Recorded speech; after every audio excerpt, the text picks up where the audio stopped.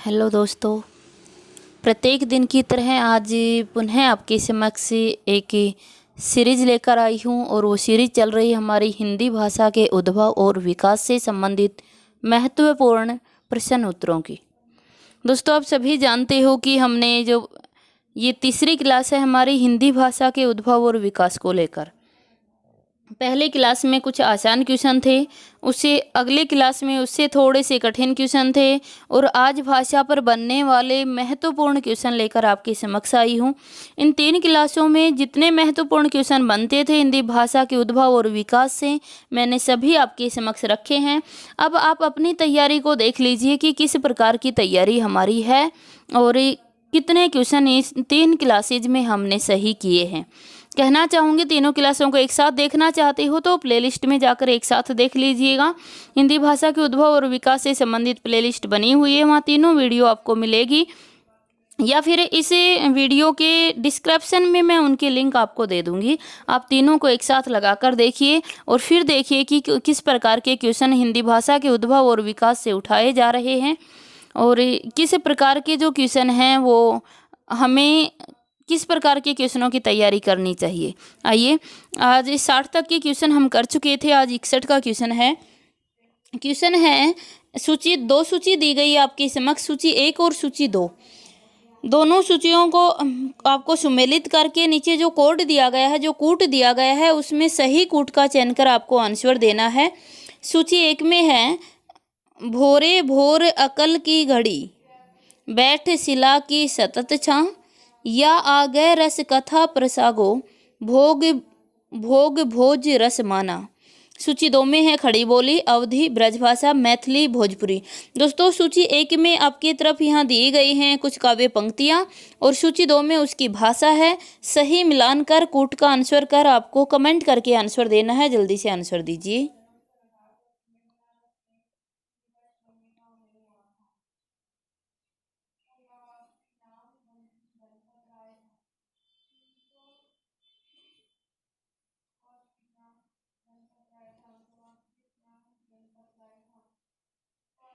आप सभी ने सुमिलित कर ही दिया होगा। आंसर क्या हो जाएगा?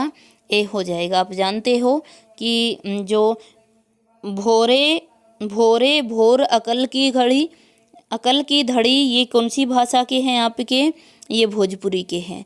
बैठ शिला की सतल छां, ये कौन सी के हैं आपके? खड़ी बोली के हैं। या आ गए रह कथा प्रसाग हो, तो ये किसके हो जाएंगे? आपके ब्रजभाषा के। आप जानते हो ब्रजभाषा उकारांत बाहुल है और जो हमारी खड़ी बोली है वो आकारांत बाहुल हुआ करती है।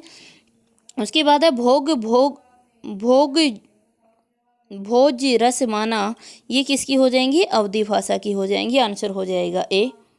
अगला क्वेश्चन देखिए। अगला क्वेश्चन है, सूची 2 सूची दी गई, एक तरफ बोली एक तरफ उसका क्षेत्र। बोली में है बुंदेली, अवधी, मारवाड़ी, ब्रजभाषा, और सूची 2 में दिया गया आगरा, मथुरा, झांसी, जालोर, रीवा, सतना, किशनगढ़, सिरोही, लखीमपुर खोरी और फैजाबाद। तो ये विकल्प हमारे समक्ष दिए गए हैं, इधर मैं आपके समक्ष रख देती हूँ, ये इधर के हैं। सुमेलित कर आपको आंसर देना है। सही कूट का चयन कर आंसर दीजिए। दोस्तों, यहाँ मारवाड़ी और ब्रजभाषा दिखाई दे रही है, इसी के आधार पर इनमें से अगर कोई बनता है तो आप जल्दी से आंसर दीजिए कूट करके।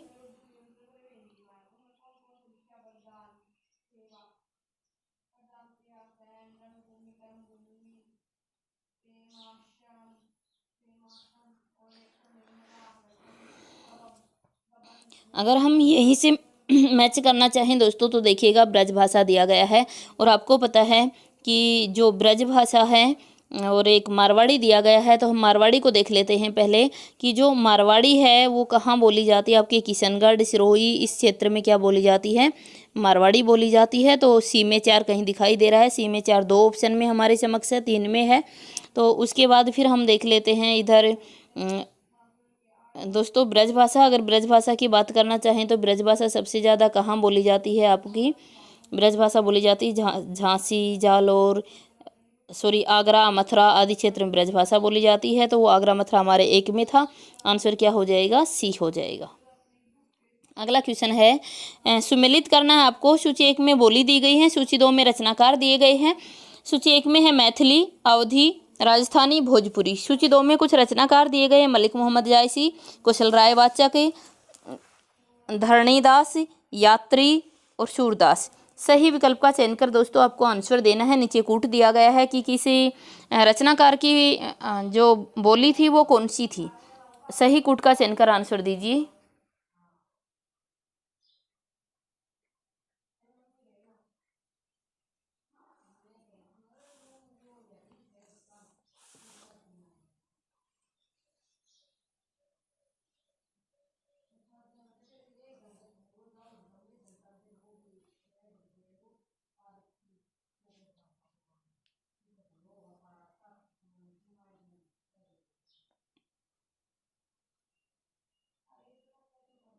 तिरसठ का आंसर क्या हो जाएगा? बी हो जाएगा। आप जानते हैं मैथिली किसकी थी आपकी? यात्री की थी। अवधी किसकी थी? मलिक मोहम्मद जायसी की। राजस्थानी किसकी है? कुशल राय वाचक की। भोजपुरी किसकी है आपकी? किसकी हो जाएगी? धरणीदास की। आंसर हो जाएगा बी। अगला क्वेश्चन देखिए। अगला क्वेश्चन है सूची 1 में कथन दिए गए हैं और सूची 2 में विद्वान दिए गए हैं और आपसे पूछा गया है आपको बोली के आधार पे लगाना है किसकी बोली कौन सी थी, उसके आधार पे आपको सही विकल्प का चयन कर आंसर देना है। सूची 1 में कथन है, कहा इन्होंने अपभ्रंश को अभिरादि भी की भाषा कहा। किसने कहा? ये आपको निकालना है। बी में है इन्होंने अपभ्रंश को देसी नाम माला में शामिल किया। इन्होंने अपभ्रंश भाषा को पुरानी हिंदी कहा। इनके अनुसार शोरसेनी अपभ्रंश मध्य प्रदेश के अलावा बंगाल में भी काव्य भाषा के रूप में प्रयुक्त हुई। सूची 2 में दिए गए विद्वान चंद्रधर शर्मा गुलेरी, विद्यापति, डॉक्टर सुनीति कुमार चटर्जी, दंडी और आचार्य हेमचंद्र। किसने ब्रज ये कहें कि अपभ्रंश के बारे में क्या कहा है, ये भी आपको सही चूज कर आंसर देना है। तो जल्दी से सही कमेंट कर आंसर दीजिए। ये कूट भी आपके समक्ष रख दिए गए हैं, जल्दी से आंसर दीजिए।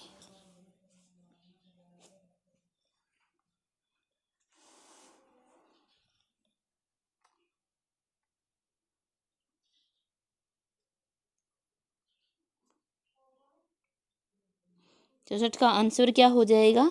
आप सभी जानते ही हैं क्या हो जाएगा? डी हो जाएगा। देखिए एक बार देख लेते हैं। डी के अनुसार हम देखते हैं। देखिए इन्होंने अपभ्रंश को अभिरादि की भाषा कहा। अपभ्रंश को अभिरादि की भाषा किसने कहा था? तो विकल्प हमारा क्या हो जाएगा? दंडी। अभिरादि की भाषा किसने कहा था? दंडी ने कहा था, याद रखिएगा। उसके बाद इन्होंने अपभ्रंश को देसी नाम माला में शामिल किया। किसने किया देसी नाम माला में? आचार्य हेमचंद्र ने। उसके बाद इन्होंने अपभ्रंश भाषा को पुरानी हिंदी कहा। किसने? चंद्रधर शर्मा गुलेरी ने। किसने कहा था? चंद्रधर शर्मा गुलेरी ने। बहुत बार पूछा जाता है कि चंद्रधर शर्मा गुलेरी ने पुरानी हिंदी को अपभ्रंश को क्या कहा, तो पुरानी हिंदी, या अपभ्रंश भाषा को पुरानी हिंदी किसने कहा, तो चंद्रधर शर्मा गुलेरी ने। इसके अनुसार शोरसेनी अपभ्रंश मध्य प्रदेश के अलावा बांग्ला में भी काव्य भाषा के रूप में प्रयुक्त हुई। तो किसके अनुसार हुई? डॉक्टर सुनीति कुमार चटर्जी के अनुसार। आंसर क्या हो जाएगा हमारा? डी। अगला क्वेश्चन देखिए। अगला क्वेश्चन है हमारे समक्ष क्वेश्चन दिया गया है कि 65 देखिए, इनमें कौन सा युग्म सही नहीं है? पश्चिमी हिंदी शोरसेनी अपभ्रंश से, पूर्वी हिंदी अर्धमागधी प्राकृत से, राजस्थानी हिंदी ब्राचट अपभ्रंश से और पहाड़ी हिंदी खस प्राकृत से। सही जो मिलान नहीं है उस युग्म को चयन कर आंसर दीजिए।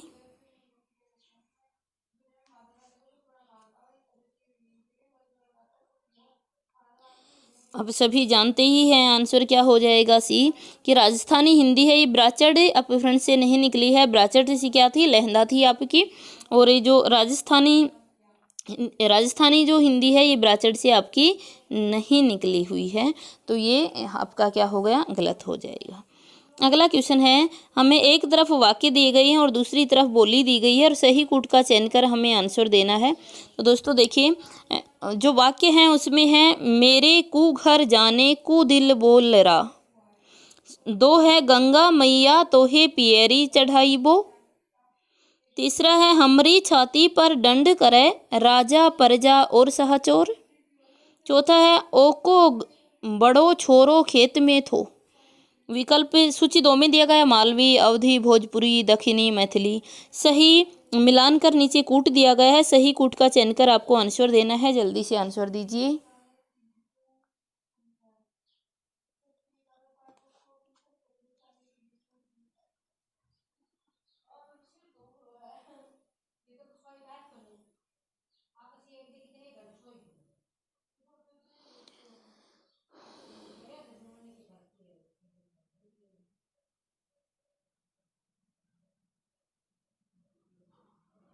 हमारा आंसर क्या हो जाएगा? ए हो जाएगा। देखिएगा, ए के अकॉर्डिंग हम एक बार थोड़ा सा देख लेते हैं कि मेरे कू घर जाने कू दिल बोल रहा, ये कौन सी भाषा की है? आपकी दक्षिणी की भाषा की है।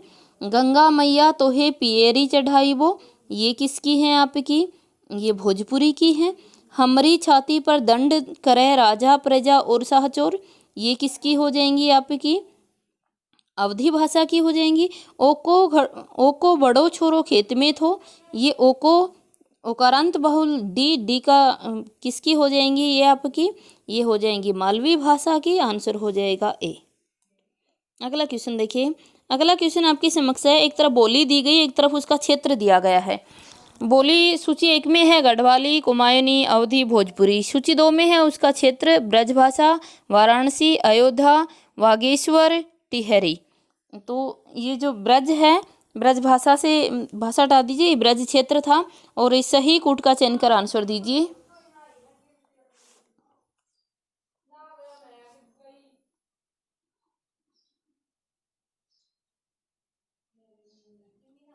आंसर क्या हो जाएगा? ए हो जाएगा। आप सभी जानते ही हैं कि गढ़वाली कौन सी क्षेत्र में बोली जाती है? टिहरी में बोली जाती है। कुमायूनी कहाँ बोली जाती है? बागेश्वर में बोली जाती है। अवधी कहाँ बोली जाती है? अवधी ब्रज क्षेत्र में बोली जाती है। भोजपुरी कहाँ बोली जाती है? वाराणसी बोली जाती है।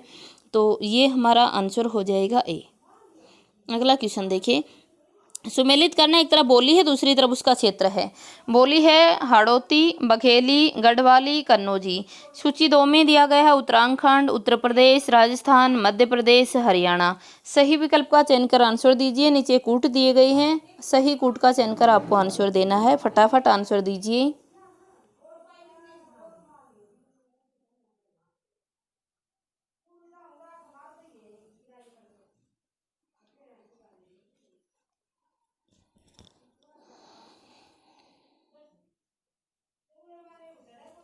हमारा आंसर क्या हो जाएगा? आंसर हो जाएगा सी।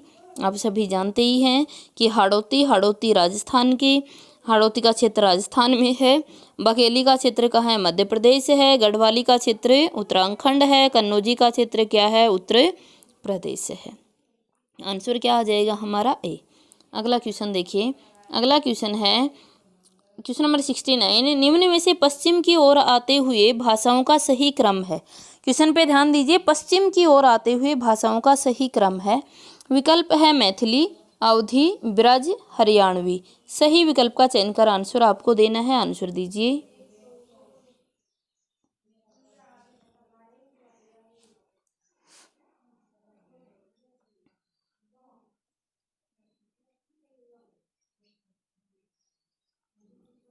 हमारा आंसर हो जाएगा ए मैथिली। मैथिली के बाद अवधी, अवधी के बाद ब्रज और ब्रज के बाद हरियाणवी। ये पश्चिम की ओर आते हुए क्रम को दर्शाया गया है। आंसर हो जाएगा ए। अगला क्वेश्चन देखिए। अगला क्वेश्चन है पश्चिम से पूर्व की ओर जाते समय भाषाओं का सही क्रम है। अब की बार पूछा उसने पश्चिम से पूर्व की ओर जाते हुए भाषाओं का सही क्रम है। विकल्प है पंजाबी, कोरवी, अवधी, भोजपुरी। सही विकल्प का चयन कर आपको आंसर देना है। 2 विकल्प हैं, 2 के अकॉर्डिंग ही आंसर दीजिए। इन 2 में ही आपका आंसर छुपा हुआ है, इसलिए 2 से ही मांग रहे हैं कि 2 के आधार पर ही अपना आंसर बताइए।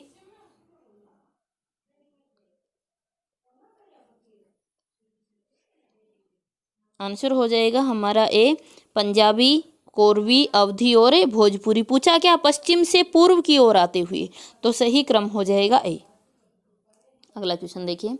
क्वेश्चन नंबर 71 हमारे समक्ष है कि सुमेलित करना, एक तरफ आपको क्षेत्र दिया गया है और एक तरफ बोली दी गई है। क्षेत्र में झांसी, रोहतक, सीतापुर, बलिया, और बोली दी गई है भोजपुरी, अवधी, हरियाणवी, बुंदेली, मैथिली। सही मिलान कर, दोनों सूचियों का सही मिलान कर नीचे कूट दिया गया है। कूट में से सही आंसर का चयन कर आपको आंसर देना है। जल्दी से आंसर दीजिए।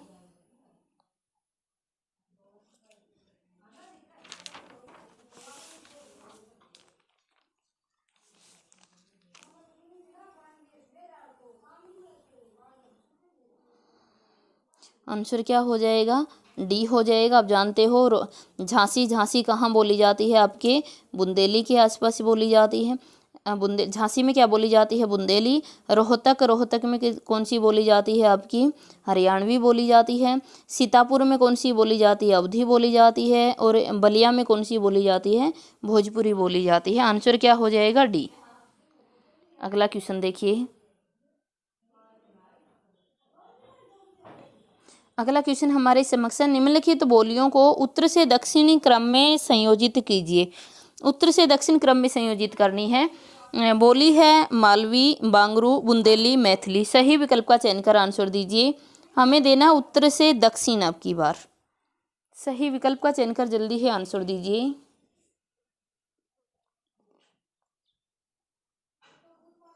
हमारा आंसर क्या हो जाएगा? बी हो जाएगा। बांगरू, बुंदेली, मालवी और मैथिली। अगला क्वेश्चन देखिए। अगला क्वेश्चन है, दो सूची दी गई है हमारे समक्ष। सूची 1 में क्षेत्र है और सूची 2 में बोली है, और नीचे कूट दिया गया है। सही कूट का चयन कर हमें आंसर देना है। देखिए, क्षेत्र है मधुबनी, नैनीताल, भीलवाड़ा, झालवाड़ा। बोली दी गई हाड़ौती, मेवाड़ी, कुमायूनी, मैथिली और गढ़वाली। सही विकल्प का चयन कर आंसर दीजिए।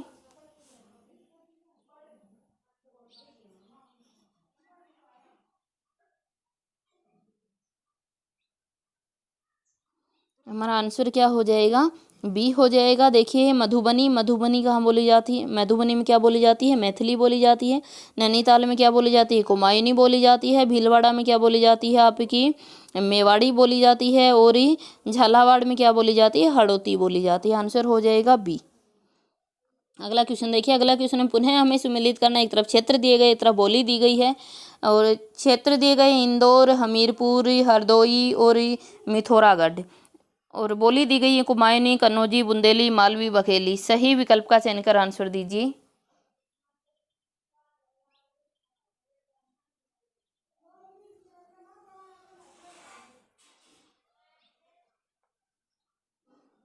हमारा आंसर क्या हो जाएगा? बी हो जाएगा। आप सभी जानते हैं इंदौर, इंदौर में कौन सी बोली जाती है? मालवी बोली जाती है। हमीरपुर में कौन सी बोली जाती है? बुंदेली। हरदोई में कौन सी बोली जाती है? कन्नौजी। और पिथौरागढ़ में कौन सी बोली जाती है? कुमायूनी बोली जाती है। आंसर हो जाएगा बी। अगला क्वेश्चन देखिए। अगला क्वेश्चन है, आए भुजुबंद दये, आए भुजुबंद दये उद्धव सखा के कंद, डगमग पाय मग धरत धराए है। उपयुक्त काव्य पंक्ति के संबंध में कौन सा कथन सही है? दोस्तों, ये हमारे समक्ष काव्य पंक्ति दी गई है। देखिएगा, 75 क्वेश्चन। आए भुजबंध दये उद्धव सखा के कंद, डगमग पाए मग धरत धराए है। इसके बारे में क्या सही है? विकल्प दिया गया, ये पंक्तियां ब्रजभाषा की हैं। दूसरा दिया गया, इन पंक्तियों में कई सर्वनाम है जो मैं का रूपांतरण है। इन पंक्तियों के रचनाकार जगन्नाथ दास रत्नाकर हैं। ये पंक्तियां अवधि के महान कवि जायसी कृत हैं। आपको जो कूट सही है उसका आंसर देना है कि इसमें से कौन से विकल्प सही हैं। नीचे कूट दिए गए हैं और कूट में से हमें आंसर देना है। अपना आंसर दीजिए।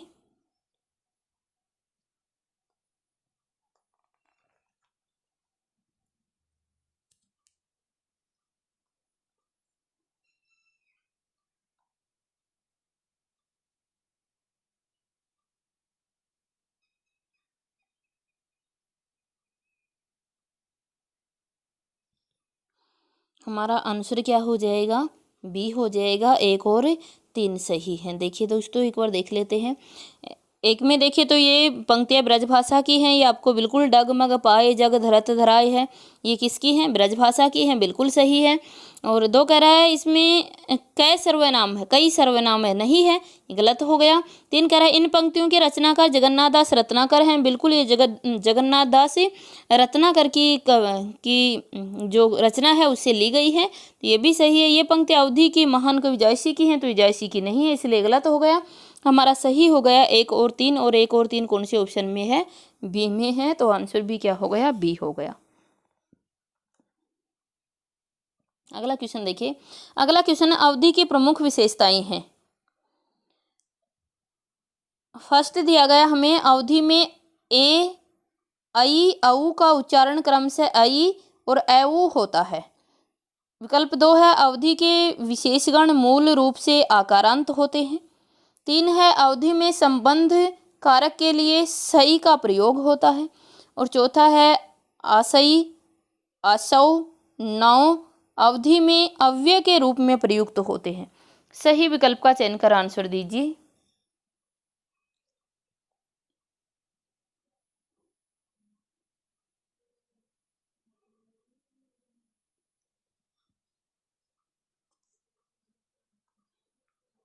दोस्तों देखें हम लोग सही विकल्प, जल्दी से बताइए कौन सा विकल्प सही होगा।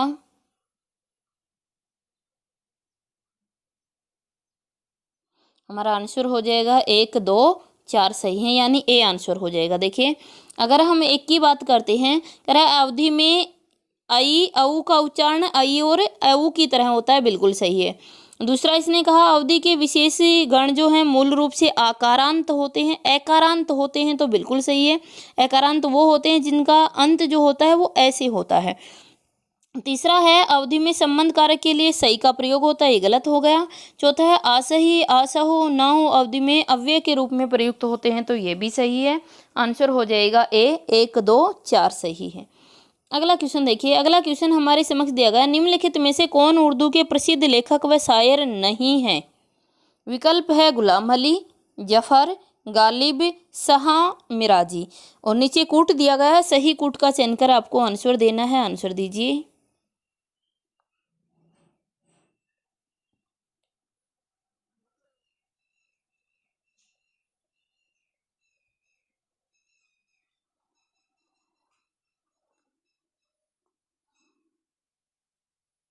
हमारा आंसर हो जाएगा कौन सा? बी 2 और 3। जो 2 और 3 हैं ये दोनों ही आपके कैसे उर्दू के नहीं हैं, ये किसके हैं? फारसी के हैं।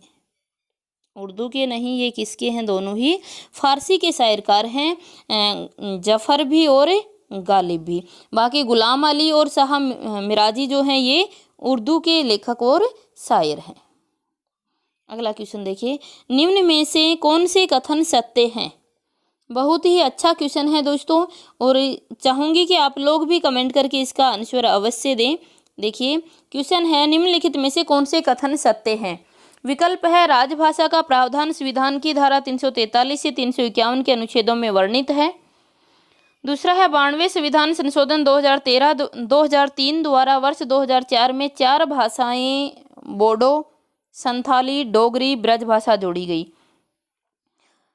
तीसरा है अनुच्छेद 210 के अनुसार प्रांतों के राज्य विधानमंडलों का कार्य राज्य की राजभाषा में या हिंदी अंग्रेजी में होगा।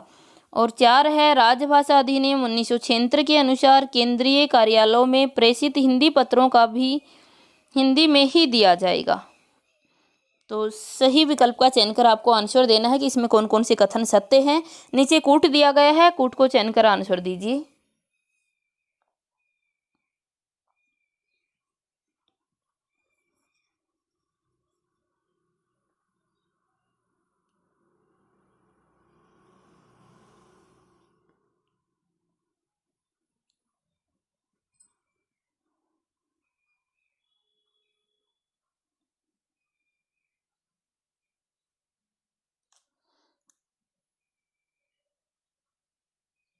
आप जानते हैं आंसर क्या हो जाएगा? बी, सॉरी, जो हमारा आंसर हो जाएगा 1 3 4।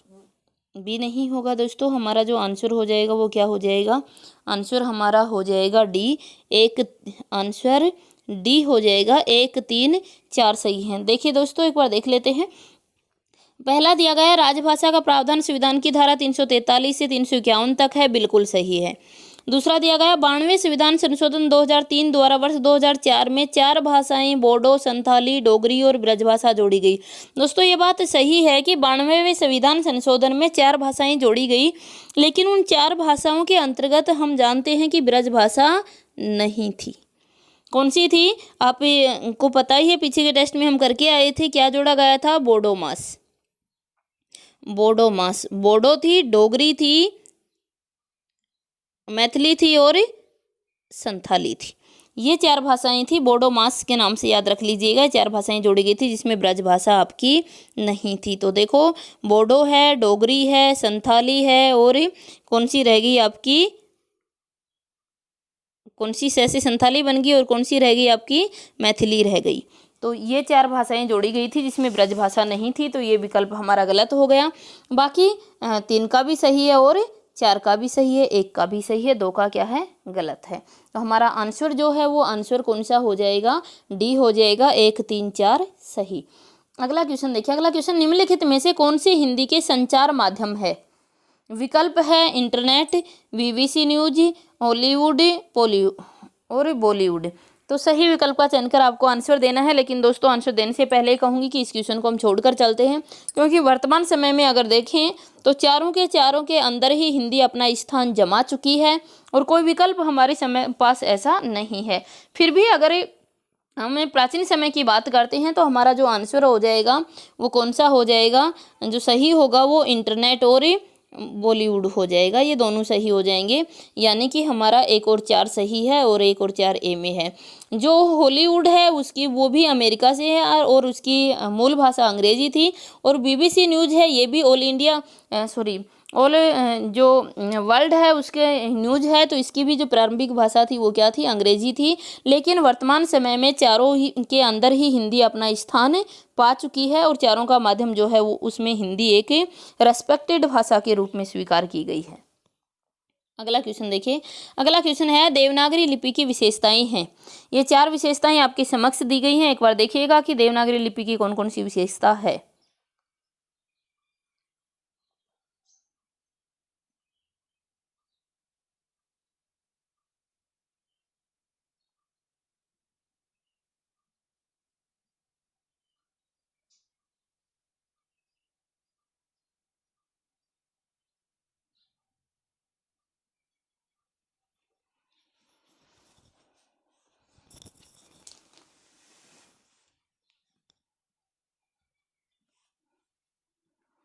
दोस्तों देखिए, हम लोग देखते हैं, आपने भी देख ही लिया होगा कि देवनागरी लिपि की विशेषताएं हैं। तो पहली विशेषता इसने दी, देवनागरी लिपि अक्षरात्मक है। बिल्कुल सही है, अक्षरात्मक लिपि है। देवनागरी लिपि में सभी ध्वनियों के संकेत करने की क्षमता है। बिल्कुल सही है, ये भी है। देवनागरी लिपि में मूक वर्ण है। दोस्तों, देवनागरी लिपि में कहीं पर भी मूक वर्ण की कोई व्यवस्था नहीं है, इसलिए 3 का हमारा गलत हो गया। देवनागरी लिपि में प्रत्येक ध्वनि के लिए एक निश्चित वर्ण होता है, तो ये भी बिल्कुल सही है। यानी कि हमारा 1 2 और 4 सही है, 3 गलत है। तो अब हम देखते हैं कि ऐसा कोड किसमें दिया गया है कि एक क्वेश्चन नंबर 80 था हमारा। तो हम देखते हैं कौन सा कोड है जिसमें 1 3 और 4 हमारा सही है। तो हम देखें 1 2 और 4 सही है, 3 हमारा गलत था। तो 1 2 और 4 सही किस में है? हमारे ए में है, बी में है। तो आंसर क्या हो जाएगा? बी हो जाएगा। अगला क्वेश्चन देखिए। अगला क्वेश्चन है देवनागरी लिपि में मानकीकरण के संबंधित कौन सा कथन सत्य नहीं है? जो कथन सत्य नहीं है वो हमें आंसर चुनकर देना है। विकल्प 1 में है पंचमाक्षरों के लिए अनुस्वार का प्रयोग किया जाना चाहिए, संयुक्त वर्णों का प्रयोग ज्यों का त्यों होना चाहिए, शिरोरेखा का प्रयोग अनिवार्य नहीं है और संज्ञा शब्दों के अंत में ई का प्रयोग होना चाहिए, ई का नहीं। तो ये जो कथन दिए गए हैं इसमें से कौन सा कथन सत्य नहीं है वो हमें चूज कर आंसर देना है। जल्दी से आंसर दीजिए।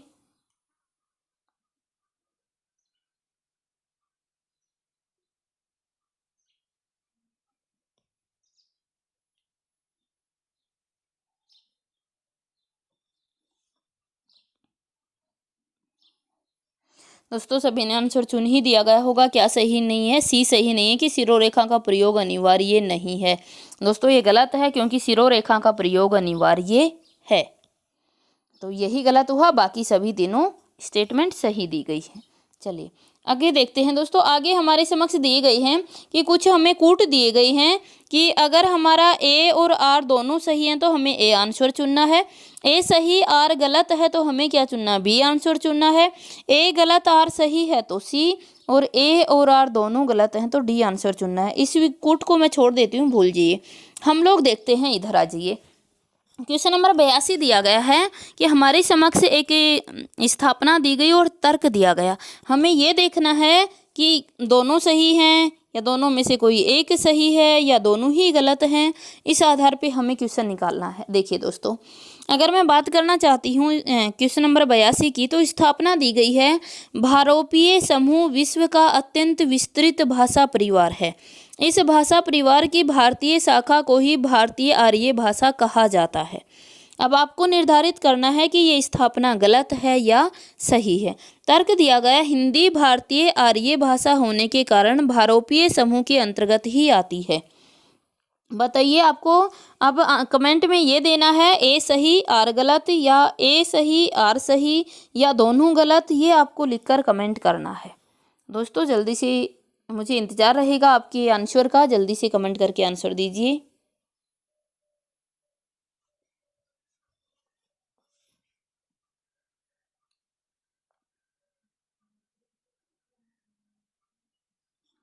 दोस्तों हमारा आंसर क्या हो जाएगा? देखिए हमारा आंसर हो जाएगा ए बी सही है और आर बी सही है। ए बी सही और आर बी सही। देखिए ए और आर दोनों सही हैं। अगला क्वेश्चन है, क्वेश्चन नंबर 83 है।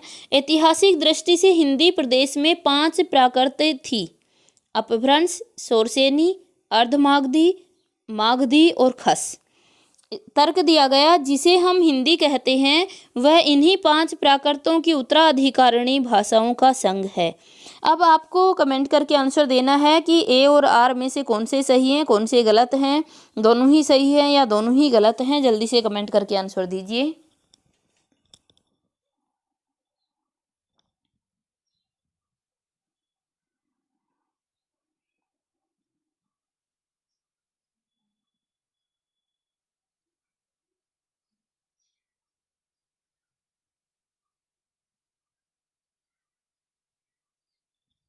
दोस्तों हमारा आंसर क्या हो जाएगा? हमारा आंसर हो जाएगा स्थापना भी सही और तर्क भी सही, दोनों ही सही है।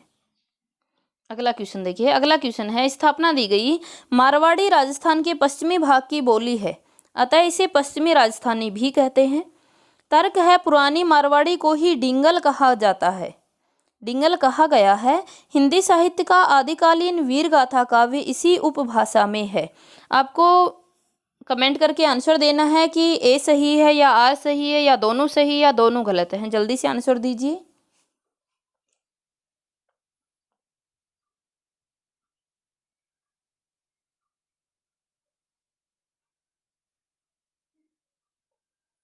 हमारा आंसर हो जाएगा दोस्तों सही। जानते हो ए बी सही और आर बी सही, दोनों सही है। अगला क्वेश्चन देखिए। अगला क्वेश्चन है क्वेश्चन नंबर 85 कह रहा है, स्थापना है भाषा विज्ञान की दृष्टि से अवधी और बघेली में कोई अंतर नहीं है। तर्क दिया गया, बघेली का केंद्र मध्य प्रदेश का रीवा क्षेत्र है, अतः इसे रेवाई भी कहते हैं। सही विकल्प का चयन कर आपको आंसर देना है। कमेंट करना है कि ए और आर में से कौन से सही और कौन से गलत हैं, या दोनों ही सही दोनों ही गलत हैं।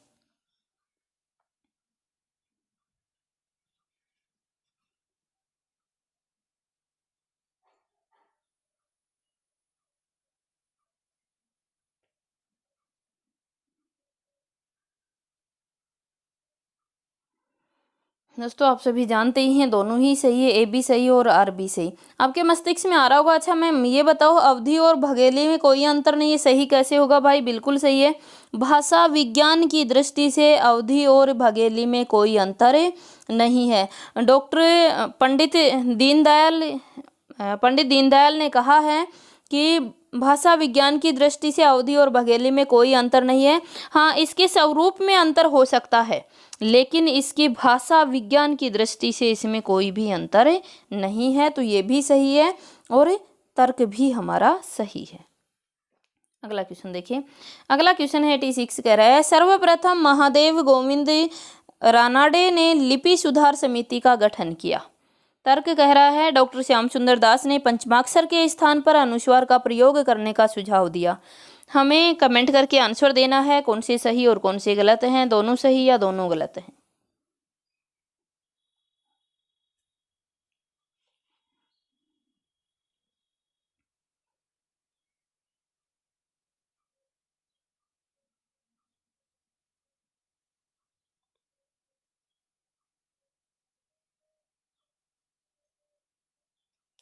दोस्तों आप सभी जानते हो ए बी सही है और आर बी सही है हमारा।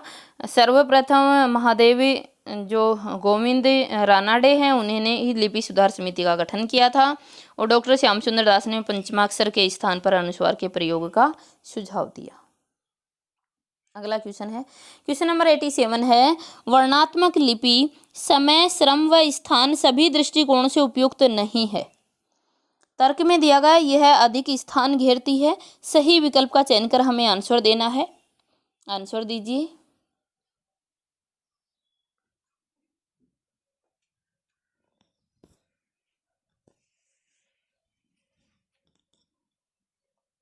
दोस्तों दोनों ही सही, आप जानते हो ए बी सही और आर बी सही। जो वर्णात्मक लिपि होती है वो आपकी समय, श्रम और स्थान की दृष्टि से उपयुक्त नहीं होती है, क्योंकि ये बहुत अधिक स्थान घेरती है और इसमें समय भी बहुत अधिक लगता है। अगला क्वेश्चन है, क्वेश्चन नंबर 88 है, हिंदी ने अपभ्रंश की सारी प्रवृत्तियों को नहीं अपनाया। तर्क दिया गया संस्कृत, पाली, प्राकृत आदि संयोगात्मक भाषाएं हैं। सही विकल्प का चयन कर आंसर दीजिए। कौन सा गलत, कौन सा सही, दोनों सही या दोनों गलत।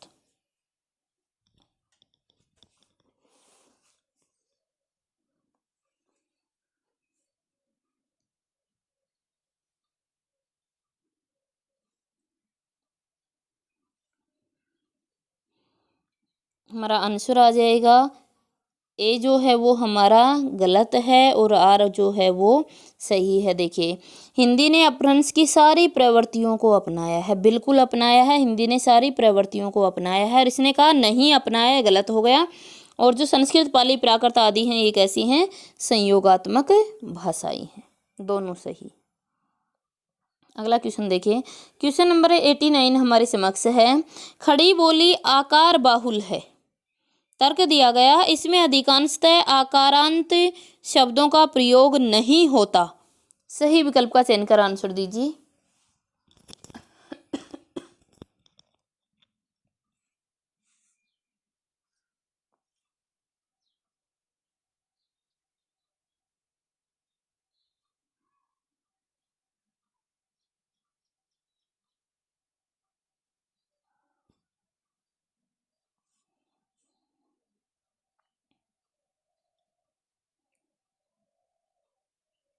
देखिए दोस्तों, पहले तो कहना चाहूँगी यहाँ जो कॉन्टैक्ट नंबर दिखाई दे रहे हैं ये मेरे कॉन्टैक्ट नंबर हैं।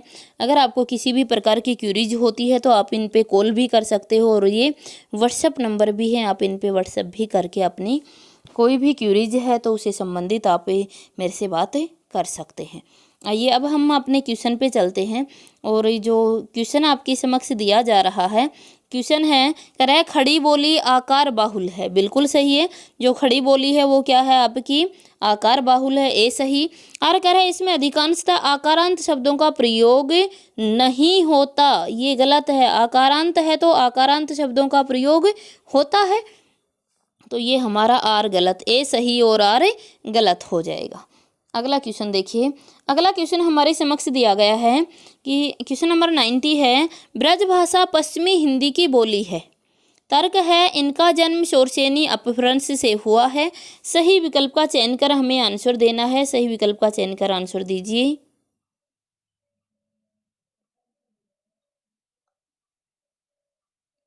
क्वेश्चन नंबर 90 का हमें आंसर देना है।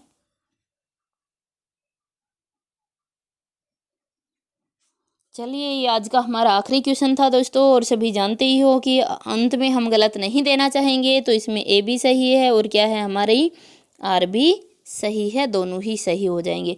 दोस्तों, ये हिंदी भाषा के उद्भव और विकास से संबंधित ये 3 वीडियो आपके समक्ष थी, और हमने लगभग 90 क्वेश्चन को इसमें से देखा कि हिंदी भाषा से संबंधित थी। अगर और भी आपकी रिक्वायरमेंट है तो आगे करवा देंगे, लेकिन मुझे लग रहा है कि ये 90 जो क्वेश्चन है, इन क्वेश्चनों को आप बार बार देखिए, तीनों वीडियो को एक साथ देखिए, और फिर देखिए आप कितना नए क्वेश्चन कौन कौन से मिल रहे हैं आपको, और आप कितना इसमें से कर पा रहे हो। अगला जो वीडियो हमारा आएगा क्वेश्चन की सीरीज का, वो आएगा इससे अगले चैप्टर के ऊपर की हिंदी भाषा का जो संवैधानिक विकास है वो कैसे हुआ है, या संवैधानिक स्थिति उसकी क्या है, उसके ऊपर हम अगली जो सीरीज है वो लेकर आ रहे हैं। दोस्तों, इतना कहना चाहूँगी कि आपको मेरा ये प्रयास कैसा लग रहा है। अगर ये प्रयास अच्छा लग रहा है तो दोस्तों वीडियो को लाइक करना मत भूलिए, वीडियो को लाइक कर दीजिए और अपने दोस्तों के साथ शेयर भी कर दीजिए। हाँ दोस्तों, और एक इतना और कहना चाह रही थी कि आप जितने ज़्यादा क्वेश्चन करेंगे इतना ही आपको ज़्यादा फायदा होगा। तो हमारे एक साथ की मैडम हैं, और उनका नाम है उर्मिला यादव, और उनका चैनल भी उर्मिला यादव के नाम से है। वो भी इसी प्रकार के क्वेश्चन की सीरीज चलाते हैं, और मेरा मानना है कि आप लोग ज्ञान जितना ग्रहण किया जाए उतना ही कम हुआ करता है। तो वहाँ से भी अगर आपको कुछ नए क्वेश्चन मिलते हैं, उनके विचार से आप सहमत होते हो, तो अवश्य उनके चैनल उर्मिला यादव के नाम से है, उसको सर्च करें और उस पर आप अवश्य जाएँ और उनको देखें और लाभ उठाएं उनके भी विचारों का। धन्यवाद।